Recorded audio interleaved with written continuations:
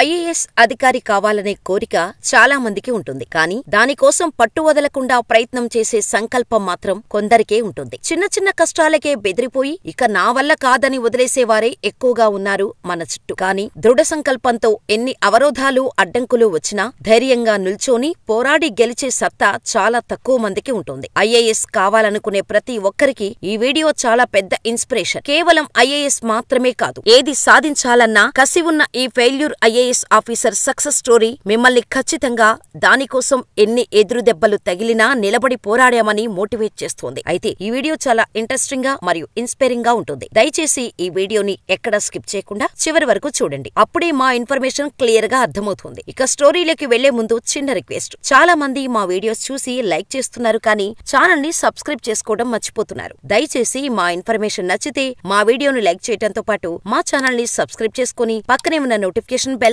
Activate చేసుకోండి. చివరిగా మా వీడియోపై మీ అభిప్రాయాన్ని మాకు కామెంట్ చేయడం మాత్రం మర్చిపోకండి. ఉత్తర తమిళనాడులోని అంబూర్ సమీపంలోని వినవమంగళం అనే మారుమూల గ్రామంలో జన్మించిన జై గణేష్ పుట్టినప్పటి నుంచి పేదరికంలోనే పెరిగాడు. తండ్రి ఓ చిన్న ఫ్యాక్టరీలో పనిచేస్తూ కుటుంబాన్ని ఎలాగోలా నెట్టుకొచ్చాడు. కానీ ఆ పేదరికం వల్ల ఊర్లో గణేష్ కుటుంబానికి గౌరవం ఇచ్చేవాళ్లు కాదు. అయితే జై గణేష్ నలుగురు తోబుట్టువులలో పెద్దవాడు. చిన్నప్పటి నుండే అద్భుతమైన తెలివితేటలు ఉండేవి. కుటుంబం పేదరికం, ఊర్లోని దుర్భరమైన పరిస్థితులు జై గణేష్ లో బాగా చదవాలి, అందరూ తనని తన కుటుంబాన్ని గౌరవించాలి అని ఎప్పుడూ కలలు కనేవాడు. ఆ సంకల్పంతోనే సొంతూరులో 10వ తరగతి వరకు చదువుకున్నాడు. అయితే ఏదైనా కోర్సు చేసి అది పూర్తి అవగానే వెంటనే ఉద్యోగం సాధించాలనే సంకల్పంతో పాలిటెక్నిక్ కష్టపడి చదివి 91% మార్కులు సాధించి అనుకున్నట్టుగానే వేళ్లూరులోని తంతే పెరియార్ గవర్నమెంట్ ఇన్స్టిట్యూట్ ఆఫ్ టెక్నాలజీలో మెకానికల్ ఇంజనీరింగ్ లో సీటు సంపాదించాడు. మెకానికల్ లో ఇంజనీరింగ్ పూర్తి చేశారు. ఇంజనీరింగ్ పట్టా పొందిన తర్వాత జై గణేష్ ఒక ఉద్యోగంలో చేరారు. కానీ చిన్నప్పటి నుండి తాను అనుభవించిన తన చుట్టుపక్కల ఉన్న పరిస్థితులు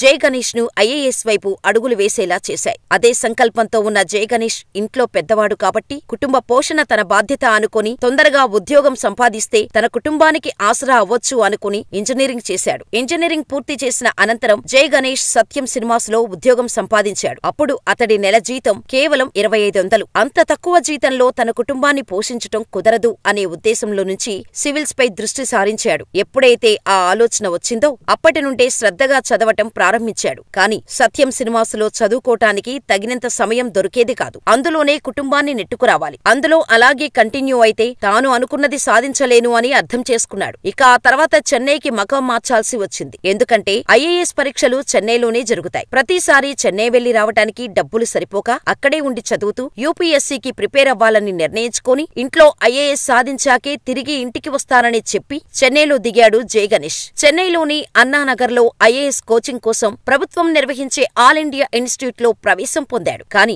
600 మెస్ బిల్లులు మరియు ప్రయాణ ఖర్చులతో సహా తన నెలవారీ ఖర్చుల కోసం జై గణేష్ ఓ హోటల్లో వెయిటర్ గా చేరాడు. మెకానికల్ ఇంజనీరింగ్ లో పట్టా పొందిన గణేష్ వెయిటర్ గా పనిచేయటానికి ఏమాత్రం నామోషిగా ఫీల్ కాలేదు. ఎందుకంటే ఇప్పుడు అతని సంకల్పానికి అదే ఆద్యం. వెయిటర్ గా పనిచేస్తూ వచ్చే డబ్బుతో కుటుంబాన్ని పోషిస్తూ ఇటు సివిల్స్ కోసం ప్రిపేర్ అవ్వటం మొదలుపెట్టాడు. హోటల్ కి వచ్చిన ఎంతో మంది కస్టమర్లు అతన్ని వివిధ కారణాల వల్ల తిడుతూ ఉండేవారు. కానీ జై గణేష్ మాత్రం వాటిని అస్సలు లెక్క చేయలేదు. తన టార్గెట్ అంతా సివిల్స్ ఐఏఎస్ మాత్రమే. కష్టపడి చదువుతూ పరీక్షలకు 6 సార్లు హాజరయ్యాడు. కొన్నిసార్లు ప్రిలిమ్స్ లో పోతే ఇంకొన్నిసార్లు మెయిన్స్ లో పోయింది. రెండింట్లోనూ సక్సెస్ అయితే పర్సనల్ ఇంటర్వ్యూలో ఇలా ఒకదాంట్లో కాకపోతే మరొక దాంట్లో ఫెయిల్ అవుతూ వచ్చాడు. ఆ సమయంలో జై గణేష్ ఎంతో నిరుత్సాహపడ్డాడు. ఒకవైపు ఆర్థిక ఇబ్బందులు, మరోవైపు లక్ష్యాన్ని చేరుకోవాలన్న తపన. పూట గడవడమే ఇబ్బందిగా మారిన రోజులవి. తనే ఇంటికి పెద్దోడు కావటంతో కుటుంబ బాధ్యతలు కూడా చూసుకోవాల్సిన అవసరం అతడిపై ఉంది. ఒంటరిగా కూర్చొని ఏడ్చేవాడు. ఎన్నిసార్లు ప్రయత్నించినా ఏదో ఒక విధంగా ఫెయిల్ అవుతూనే ఉన్నాడు. వెయిటర్ గా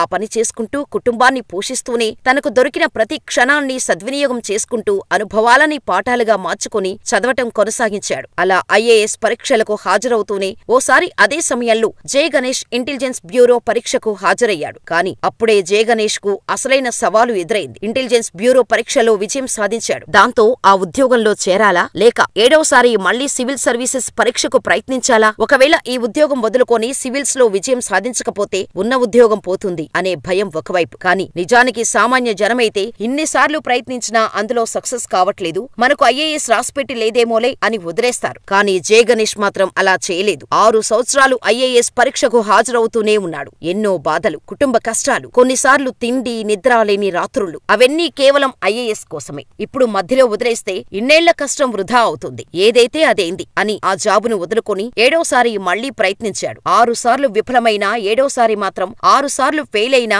అనుభవం 7వ ప్రయత్నానికి ఉపయోగపడింది. అన్నిట్లో అద్భుతమైన స్కోర్ చేసి 2007లో యూపీఎస్సీ ఆల్ ఇండియా 156 ర్యాంకు సాధించాడు జె గణేష్. అన్నేళ్ల నిరీక్షణ, ఎన్నో నిద్రలేని రాత్రులు, ఎన్నో ఆకలి మంటలు అన్నిటికీ అప్పుడు ఉపశమనం లభించింది. జె గణేష్ ఐఏఎస్ అధికారి అయ్యాక ఓ రోజు తాను పనిచేసిన హోటల్కు ఐఏఎస్ హోదాలో వెళ్లి ఓనర్కి షాకిచ్చాడు. ఓసారి చెన్నైలోని హోటల్ ముందు పెద్ద పెద్ద కార్లు వచ్చి ఆగాయి. హోటల్ ఓనర్ ఆ కార్లను చూసి షాక్. ఎవరో పెద్ద ఆఫీసర్ వచ్చారని బయటకు వచ్చాడు ఆ ఓనర్. అంతే, ఆ కారులో నుండి దిగిన వ్యక్తిని చూసి షాక్. నెల క్రితం వరకు తన హోటల్లో పనిచేసిన వెయిటర్ అదే హోటల్ యజమానితో పాటు అక్కడి అందరూ షాక్. జె గణేష్ స్టోరీ నుండి మనందరం నేర్చుకోవాల్సిన ఒక నిజం, మనందరం పొందాల్సిన స్ఫూర్తి: నువ్వు 10 సార్లు ప్రయత్నించి ఫెయిల్ అయితే రాసిపెట్టలేదు అనుకోకుండా 11వసారికి సరిపెట్టి ఉందేమో అనే నమ్మకంతో, దృఢ సంకల్పంతో ప్రయత్నిస్తే 12వసారైనా విజయం ఖచ్చితంగా నీదే. ప్రతి ఫెయిల్యూర్ ఒక సక్సెస్ కి పాఠమే. జె గణేష్ ఫెయిల్ అయినా ప్రతిసారి ఎందుకు ఫెయిల్ అయ్యానో తెలుసుకొని దాన్ని సరిచేసుకోవటం వల్లే